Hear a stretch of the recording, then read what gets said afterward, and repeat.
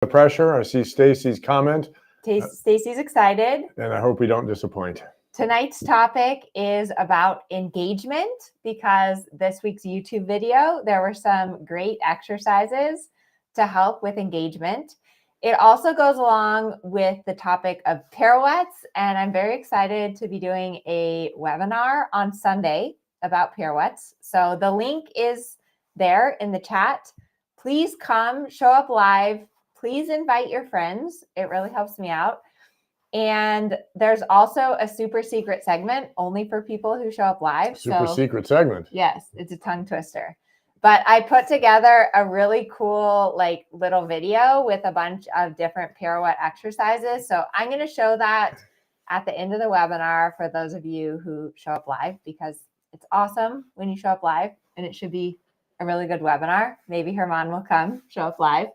If you want the super secret segment. I don't know about the super secret segment. Yes. You have not shared the super secret segment. Yes, there will be no replay. The rest of the webinar, there'll be a replay, but not the super secret segment. So please come live. Way too many S's. 12 noon Pacific time, all about pirouettes.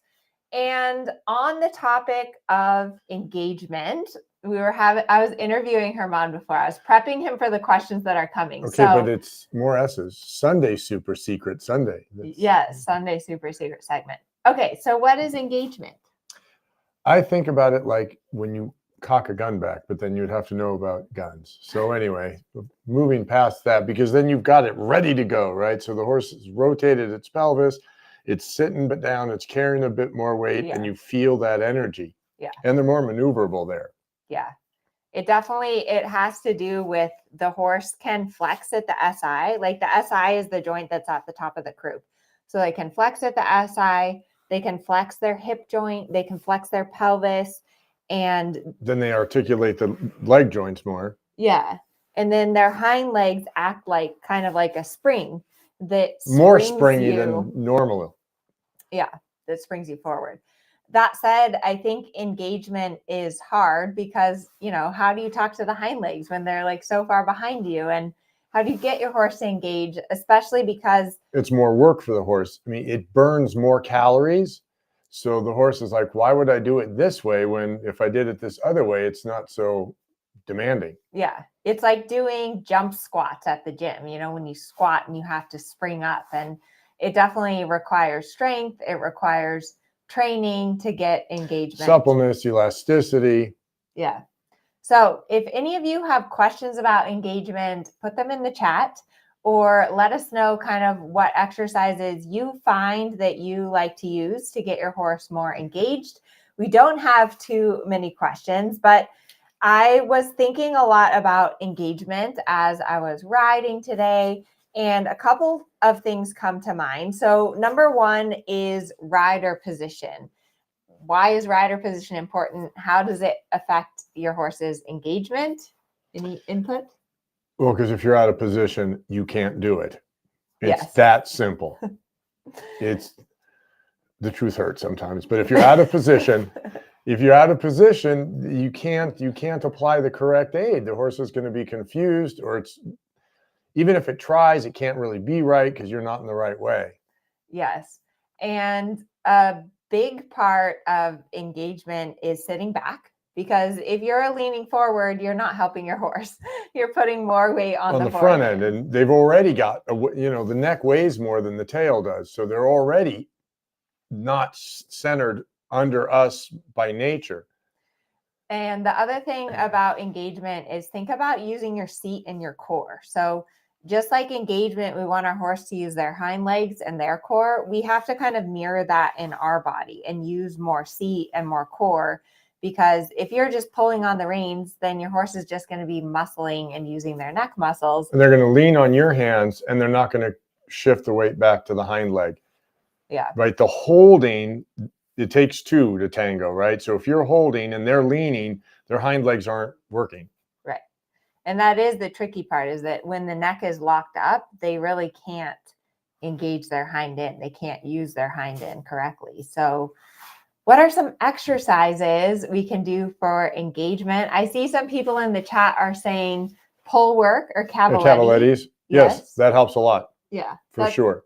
because it creates a physical object that helps your horse to lift and engage their hind end, which is always great because then it doesn't have to all come from you. Another suggestion is lateral movement. Yeah. And how does lateral movement create engagement? Because it brings that inside hind leg underneath the center of gravity. And for the horse to do that, it rotates its pelvis, and that's where it starts. And then you got to be able to make the half halt and have the horse sit on that, but at least it puts the foot in the right place. Yes, exactly. Rein back, that's another good one. Rein back is good. I use that one a ton. Yes, absolutely. Transitions, Janice says transitions, absolutely. So I like rein back, one step, canter depart. Yeah, you had me do that on Luigi. That's a really good one. One step and one step only. Because the rein back gets the hind end under, and then if you and then you want to keep go that into the canter, that's definitely a good one. Stacy says spiraling in and out. Absolutely. Yes. Good exercise. Transitions, Stacey. Transitions. And more transitions. Absolutely. Transitions. And then in and out of the gate, within the gate. Yeah. But it's really important when you do transitions that you do them well. So what is a good transition? A good transition is one that is your horse is responsive to a light and soft aid. It's also important in your transitions that you maintain the contact. So I always say a good transition, your horse shouldn't get heavier in your hand, because if they get heavier in your hand, that's a sign that you've lost the engagement. Because you can do transitions and keep your horse engaged, but you can also easily do transitions where your horse is so forward, downward. That your downward transitions are actually up to whatever that. So if you're in the canter, you're going up to the trot. You're in the trot, you're going up to the walk. So that it's forward, downward, and it's not that you stop the gait you're in and then restart in the other gait. Yeah. And then for upward transitions, the biggest tendency in horses is that they want to come above the bit and kind of brace in their neck. And then they're on the forehand. And use their neck instead of their hind leg. So you have to really focus that your horse stays round, soft, supple, and that you don't afford them your hands to lean on in the transition. That's why the suppling is so important. Yeah. So you supple their neck so they go, okay, I'm not going to use my neck for this transition, but they're telling me to trot and I can't, I got hind feet. And then that's how you teach that. The other thing that really helps with transitions is combining a little bit of lateral during your transition. So riding a little shoulder in or a little baby leg yield, that will really help you to get that true engagement, because just doing transitions isn't necessarily going to improve the engagement. You have to do the transitions. You have to have good transitions. Yes. I mean, that's the hard part. That is the hard part. Definitely the hard part.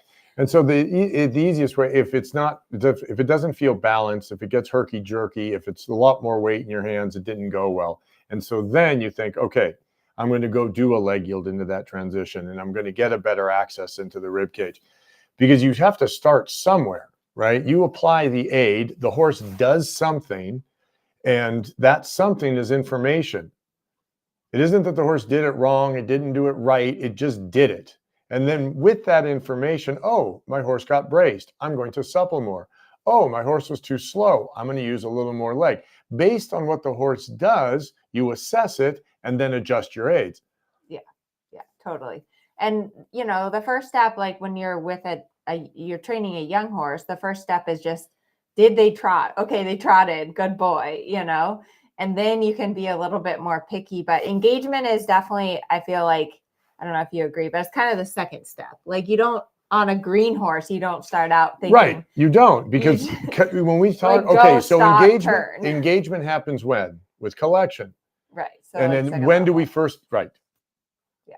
Right, that's, if you follow the tests, right, you have some idea of what is appropriate. So if your horse is not, a working trot on the bit balance, then engagement is not today. Yes. And another really good exercise for engagement is, of course, Pirouette. So if you come on here live, don't forget I'm doing a Pirouette webinar on this Sunday. 12 noon Pacific time. Please invite your friends. Share my videos with your friends. It really helps me out. But why are pirouettes a good exercise for engagement? Because you're not going to make a pirouette without it. Yes. So as you exactly. start to shape the horse and describe the line, then the horse starts to collect and engage itself to get done what you're telling it to do. Yeah. Pirouettes are definitely a big test of engagement. And it was funny, I was helping Herman this afternoon with one of his horses, which was fun.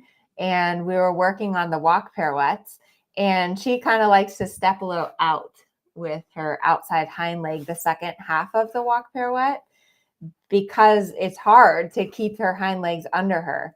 And so she's avoiding the engagement by stepping out. And so pirouettes really are a test of controlling your horse's hind legs, and they're a test of engagement and collection. Walk pirouettes are one of the first places that you introduce engagement. I guess technically it's turn on the haunches, but they Right, then it becomes pirouette.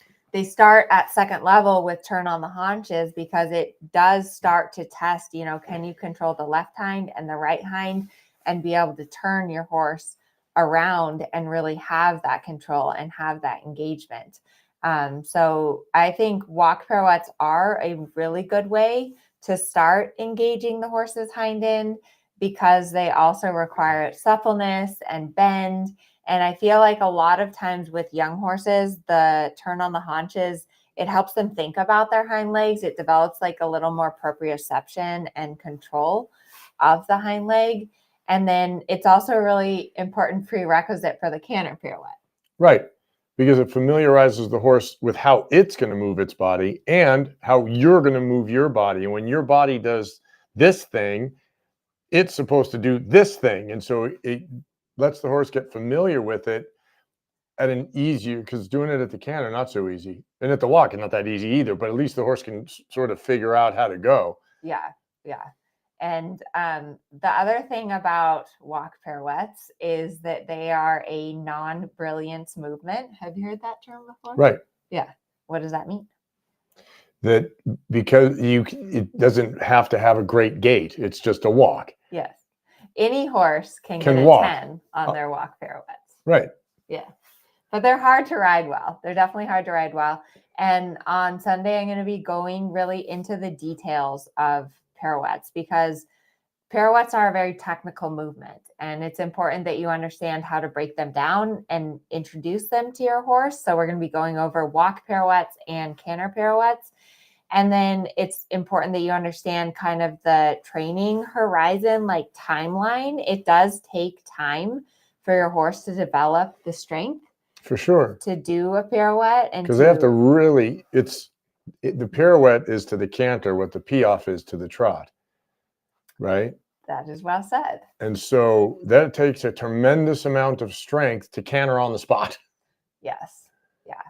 But I think it's also important to start asking for it, because if you never ask for engagement, then it's never going to happen. Your horse is never going to get stronger behind.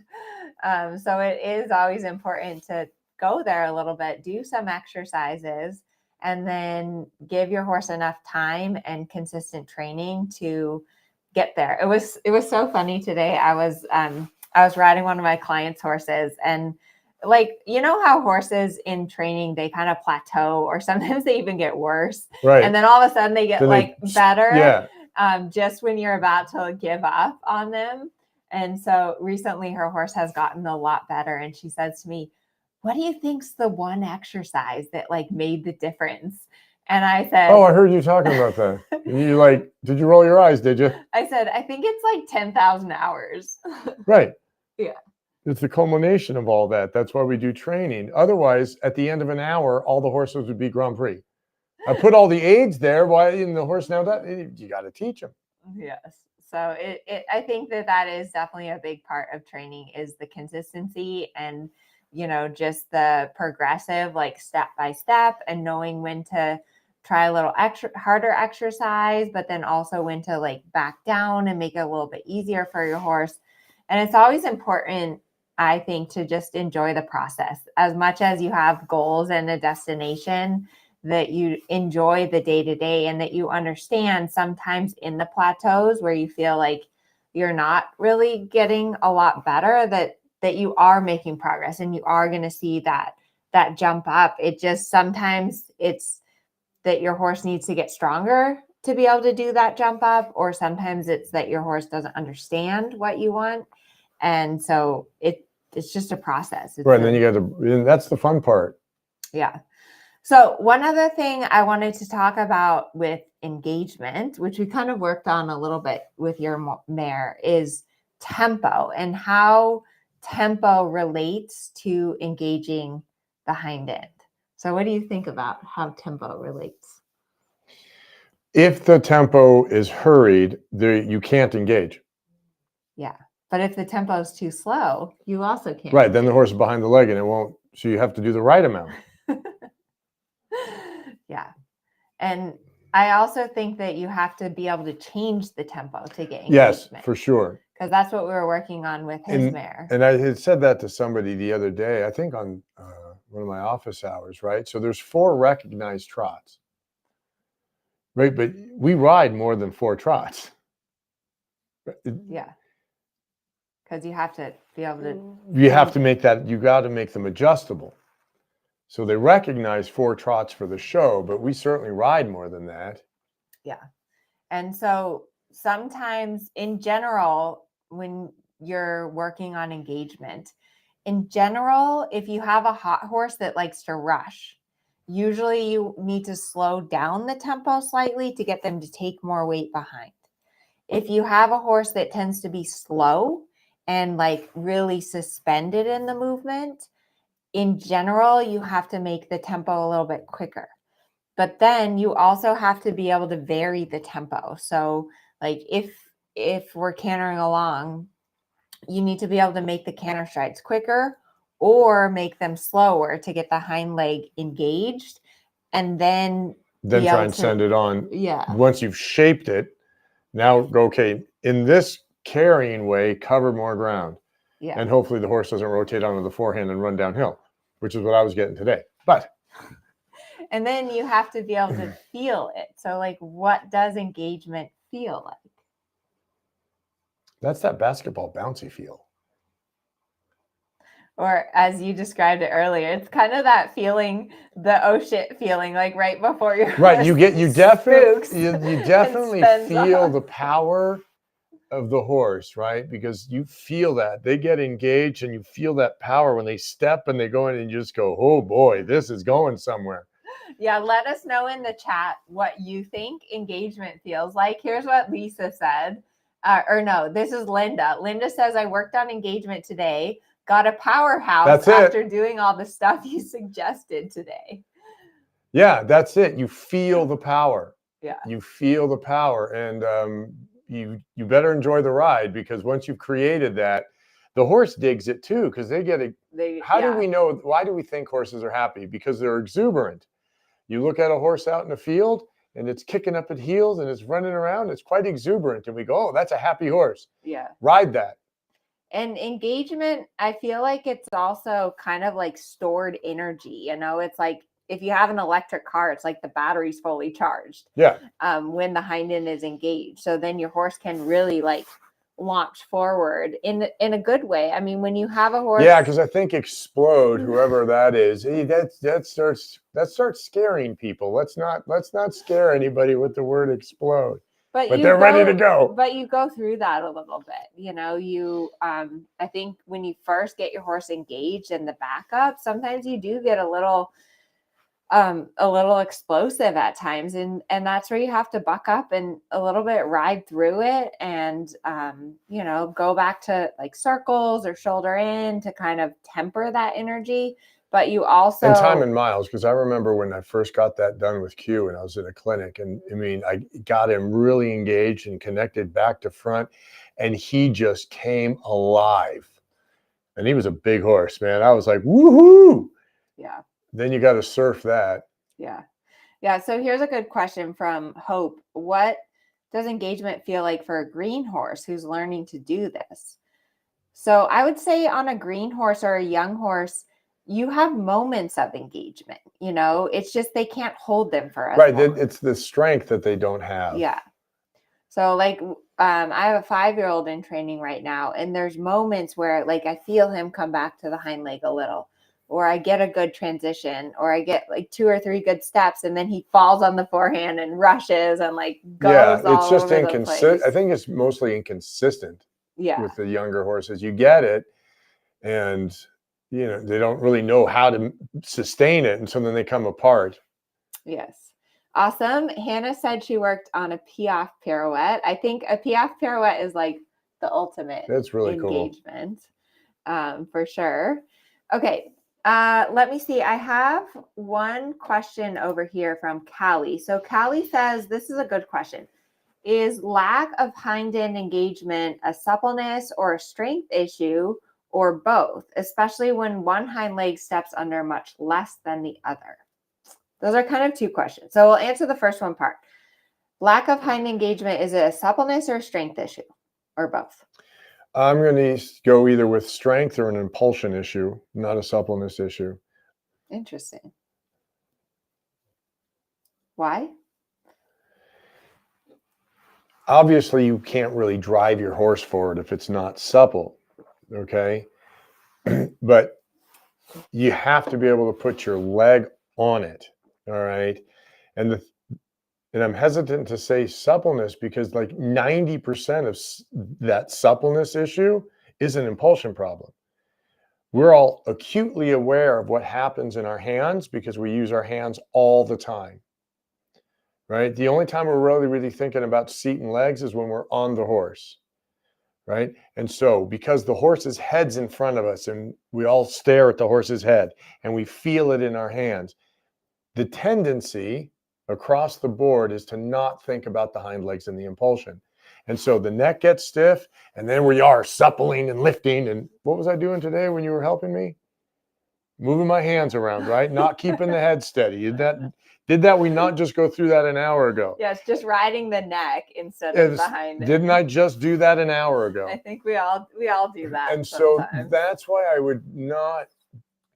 I mean, as a general rule, I'm going to say it's an impulsion thing because we're all a little bit like, there's the horse's head, these are my hands, and that's what I'm focusing on. Yeah. Because the legs are behind us and we don't see them. I agree. But I also, when you think about the training scale, like you have to have suppleness before you can work on engagement. So it's always important in the warm-up that you get your horse supple. Suppleness is that physical and mental relaxation. So stretching, serpentines, really making sure that they're relaxed and that you've stretched them. Just like before you go do a big workout, you're supposed to stretch your muscles. So you do have to have suppleness in order to have true engagement. Although I agree with Herman that a lot of times, like say you've done your warm-up and your horse is supple, and then you start trying to work on engagement, a lot of times what falls apart is impulsion. Yeah. And you don't have the power. Like, remember how we said engagement is like a compressed spring, and that means that there's stored energy. And so you have to have impulsion is that stored energy. It's the desire to go forward. You have to have the desire to go forward to have true engagement in your horse. So that's why. Yeah, Melrose agrees with you. She says we don't think about the hind end because it's behind us. Yes. Yes. We think Melrose is very smart over here. Oh, she says she uses walk pirouettes, leg yield, shoulder in, travers to supple. I also do lots of transitions. Any other ideas? I don't know if she's talking about like suppleness. Yeah, those are all. Yeah, the stretch is a great suppleness exercise. The walk is a really important suppleness exercise. And I do serpentines in my warm-up. Yeah. I do serpentines. I think serpentines are circles. Great. Circles are good. Yeah, all of the above. But I love serpentines in my warm-up. I do them at the walk, then I do them at the trot. Yeah. And then, just a flat serpentine in the canter. Yeah, anything bending line is going to help get your horse supple. But what's kind of interesting about dressage is that it's all like a progression, and everything layers upon one another. And that's why the training scale is always really important to have the training scale in the back of your mind. The training scale is what guides your training. It should guide every ride. So you always start at the bottom of the training scale and work your way up to the top. And the base of the training scale is rhythm and suppleness. So you really want to achieve rhythm, suppleness, and then connection. Like that's your warm up. You have to have that before you start working on impulsion, straightness, and collection. That's the top of the training scale. And engagement really is in collection. Yeah. Like you have to have engagement in order to have collection. And then on that note, right, the engagement a second level horse has isn't the same that a pre-St. George horse has. I mean, it's right. Just like collection is different. Right. You know, and it's a spectrum. Like I think that's everyone wants these clear, like this is collected trot, but Right. it's a spectrum and it changes. Yeah. You know, collected trot at second level is slightly different than collected. It's a lot different than collected trot at Grand Prix. So anyways, lots of great questions. Let me see. Karen has a question. What's the difference between on the bit or inside leg to outside rein? Isn't that also engaging the hind end? Oh, that's a good question. So what's the difference between on the bit and engaging the hind end? The round part. Right. Your horse can be on the bit and not engaged. Yeah. Because if you're in a nice level balance, going around doing your first level test, the horse is on the bit. Yes. It's in front of your leg. It's to the contact, but it's not engaged yet. Yeah. It hasn't shifted its weight. It doesn't have the carrying power. Yeah. So on the bit is like what you know, with a young horse, you're just teaching them to accept the bit, teaching them to steer a little bit. And then engagement comes a little bit later. And then how does inside leg to outside rein relate to engagement? Well, as the horse gets more trained, then you can use that to bring the inside hind leg farther up and under. And I think inside leg to outside rein is the first place where you start to create engagement in the inside hind leg a little bit. Yeah. Right. Like not a huge amount, but a little bit. So, you know, every time that you make a little circle, you're working on engaging the inside hind leg a little bit. You narrow their base of support. Yeah. The legs have to come together onto the line.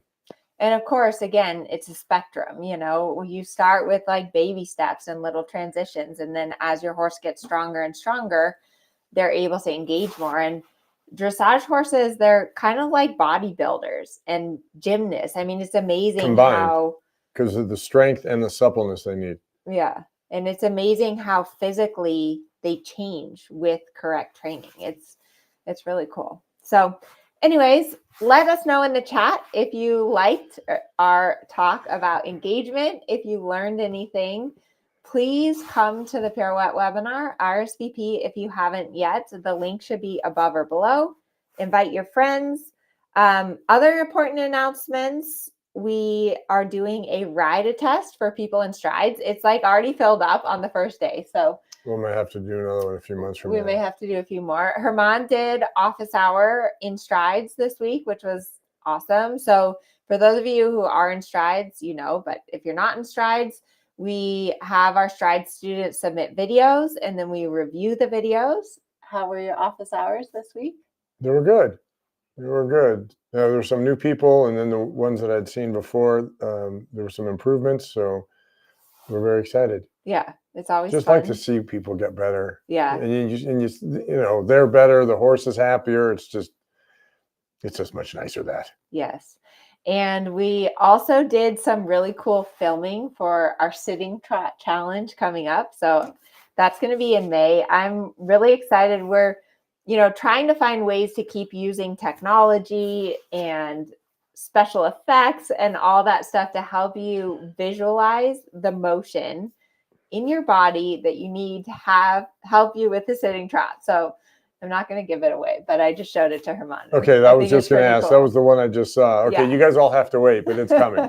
It is pretty cool. So we have a lot of exciting new things in the pipeline to help you out with your riding so you can enjoy your horses. And ride a little better and enjoy this incredibly difficult and fun sport that we do. And that's the thing, right? When you do it better, your horse is just happier. Yes. Oh, good. Stacy took notes on tonight's talk. Oh boy. Love it. We also always make these into podcasts. So you can check out Dressage with Amelia, like on your Apple podcast, and listen to these on the go. We're working on our audio. We have microphones on. So, So hopefully that worked out better. Yeah. There it is. hopefully you can hear us better. But anyways, hope you have a wonderful weekend. Hope to see you on Sunday for the Pirouette webinar. Enjoy your horses, and we'll see you next time. Oh, And Levi says yeah, some people are commenting on Levi using the armchair as a pillow. He has his own pillow on his other couch. So. Yes. Levi is the king of the house.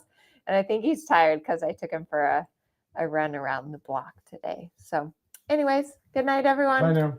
Bye.